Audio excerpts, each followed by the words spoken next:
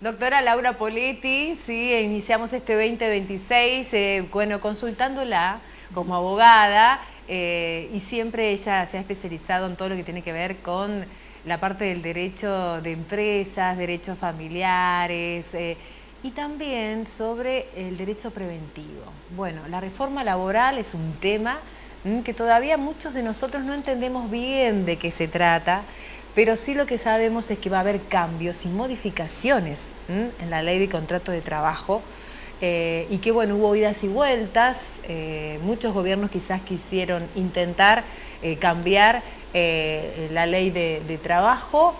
Finalmente este gobierno actual ha podido redactar una ley que tiene cambios y que ha sido aprobada en senadores, en diputados y ahora vuelve a senadores porque hay un artículo específico de licencias médicas que necesita ser revisado una vez más. Para hablar en rasgos generales, hemos invitado a la doctora Laura Poletti, de Soluciones Jurídicas Preventivas, que ella es parte del staff también de Mediodías.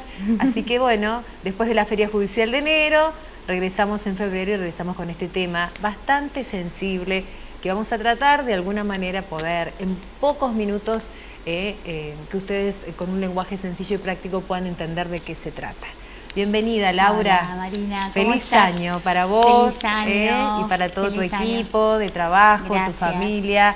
Que sea un lindo año. Claro que sí. Laura, qué tema este, ¿no? Qué impacto. Es un gran debate la reforma laboral. Sí, es un gran debate, en realidad generó mucho impacto, digamos, todo lo que se ha venido discutiendo.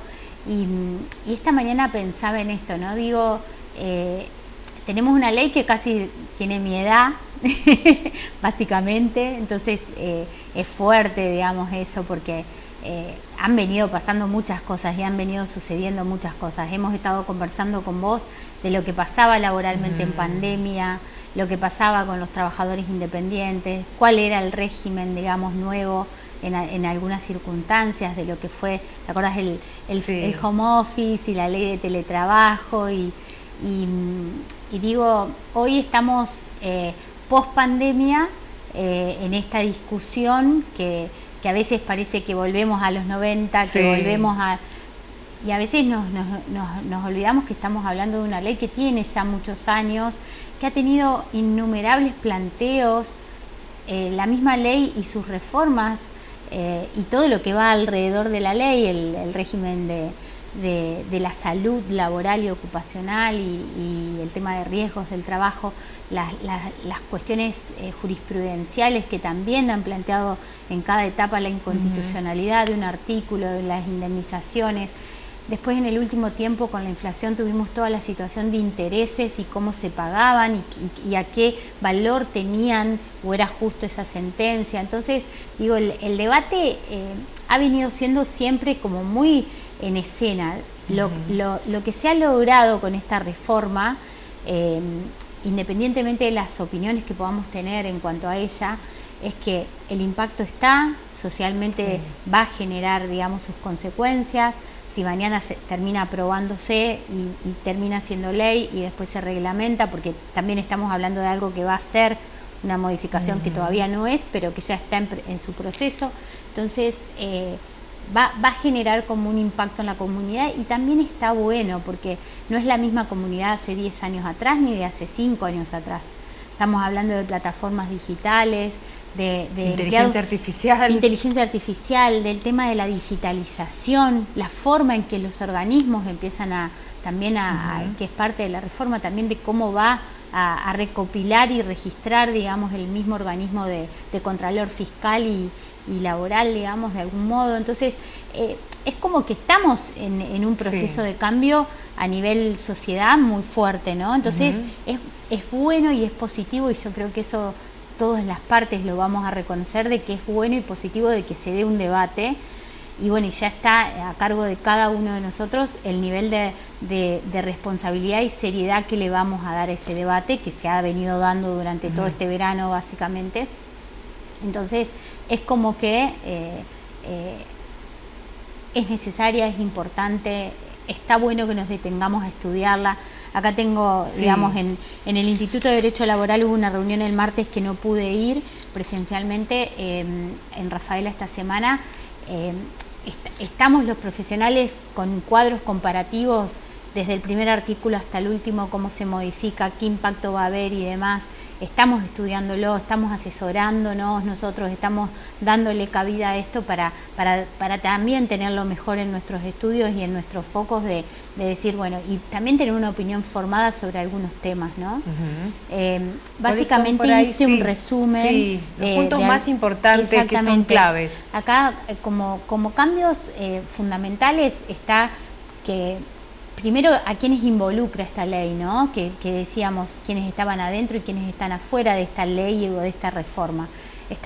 Esta ley nueva que estaría siendo promovida y promulgada, y si la publican y reglamentan, ya deja afuera todo lo que es empleado público, todo lo que es régimen de casas particulares, régimen de trabajo agrario.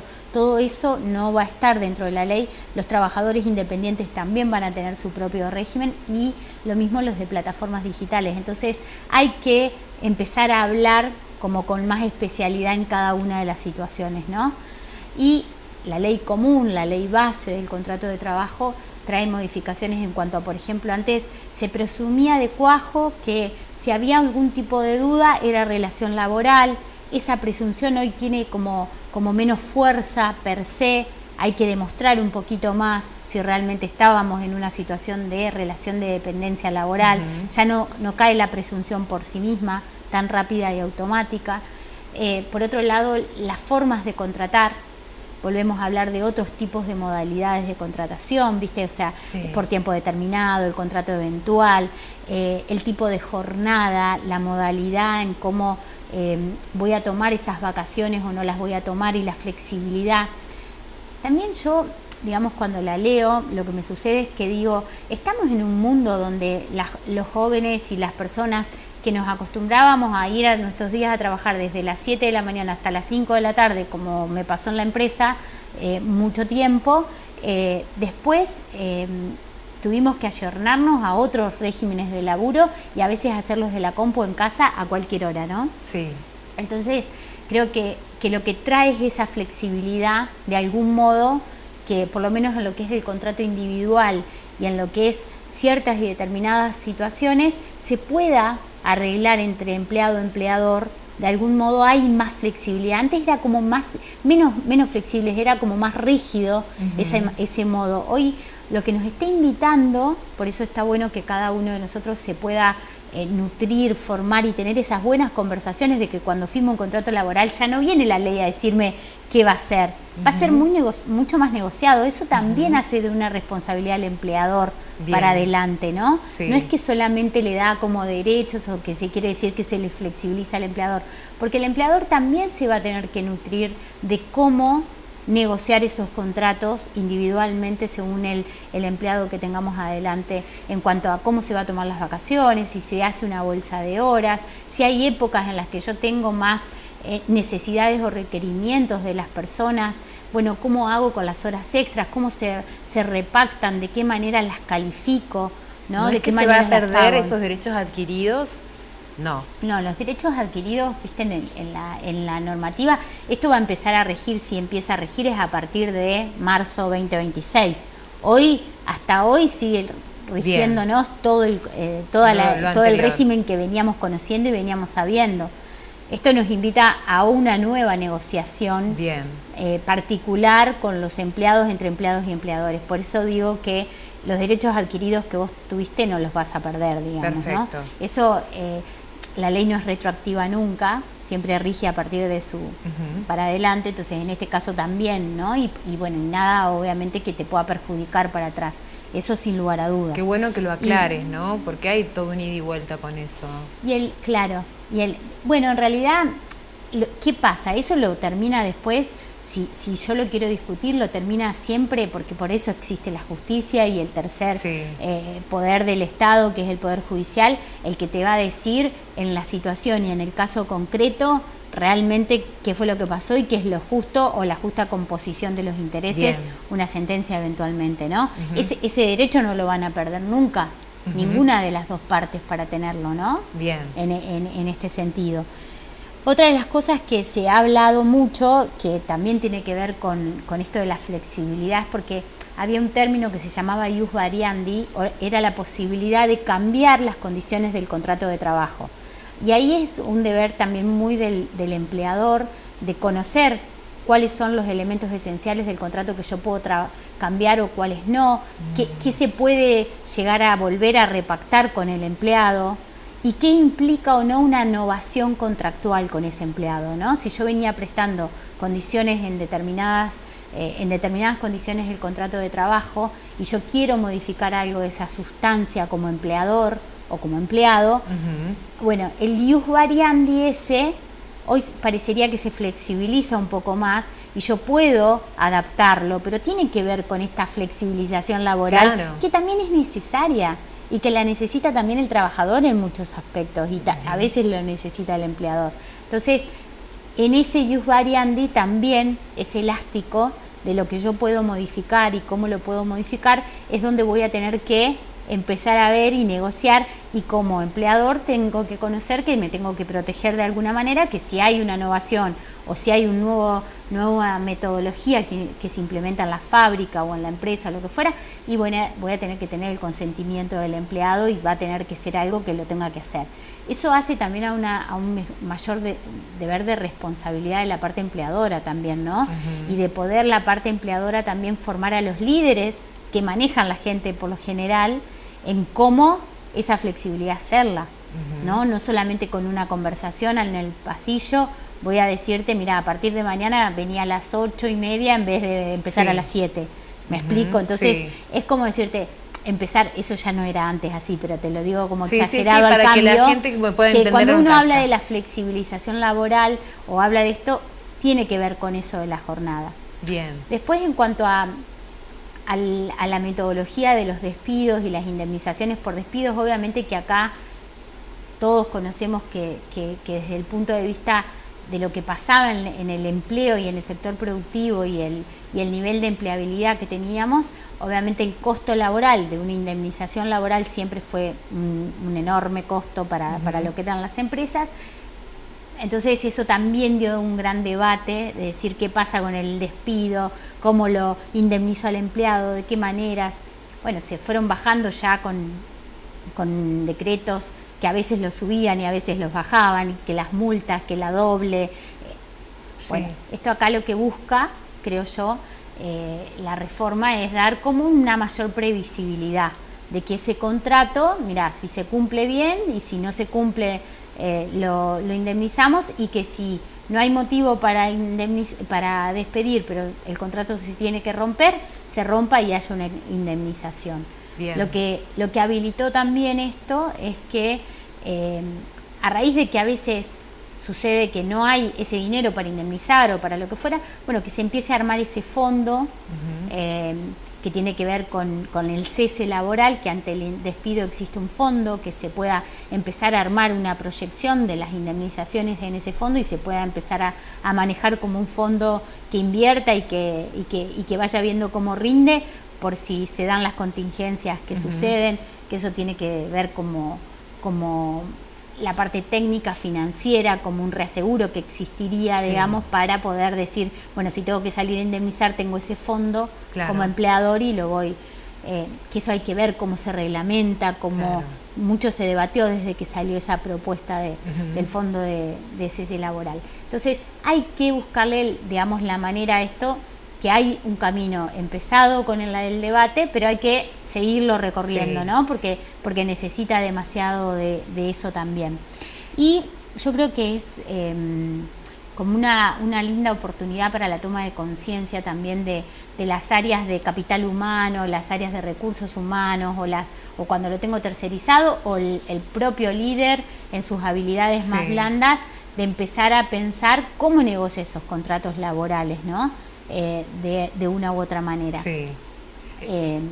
Creo que eso también es importante, Marina, y creo que hace a una mayor responsabilidad tanto del empleado que va a tomar un trabajo nuevo como del empleador que va a incorporar, o si hay que renegociar contratos que vienen estando ya con otra antigüedad y que tengo que renegociarlos a partir de ahora, qué necesito firmar, qué documentos, cómo se hacen esas novaciones.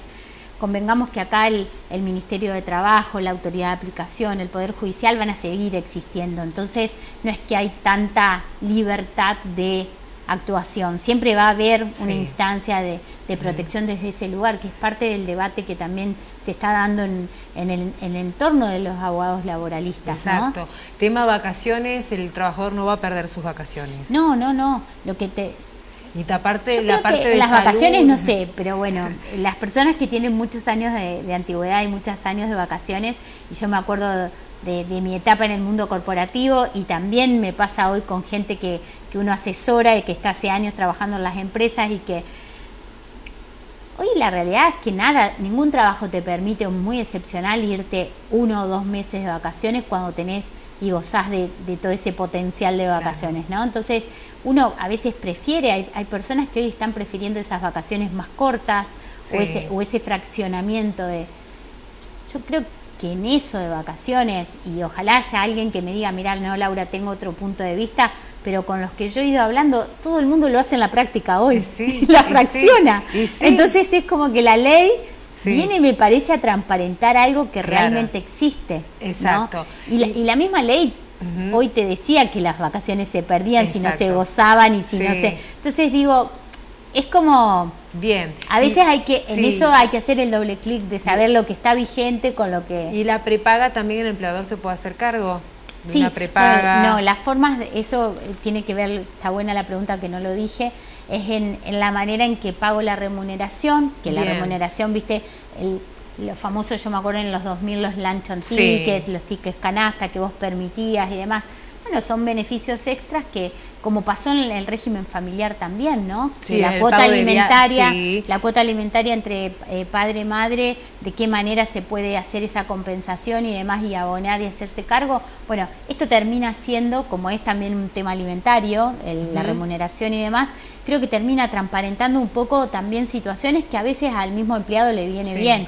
Lo que pasa es que, bueno, no en todas las ciudades se puede aplicar igual. Algunos empleadores, el tema de pagar, no sé, la telefonía celular, el automotor, la seguridad del hogar. O sea, tenés un montón de... los viáticos y la prepaga como un complemento a la obra social.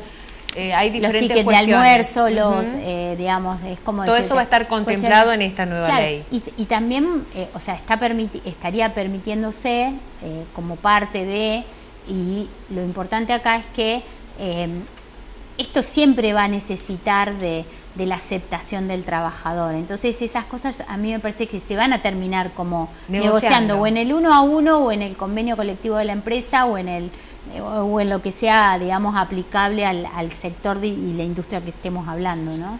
Gracias, Laura. Bueno. Esto da para otra charla más, así que te una esperamos. Vez que esté la ley y que sea ley, ahí le bajamos caña y hacemos, si querés, el cuadrito comparativo con pizarrón y lo hacemos bien. Vas a tener que tener 2 bloques, por lo menos, porque para poder analizar los artículos por lo menos más importantes de la ley. Exacto, bueno, dale. Gracias, como siempre, te deseamos lo mejor y nos encontramos pronto. Pronto, dale. Gracias, Marina.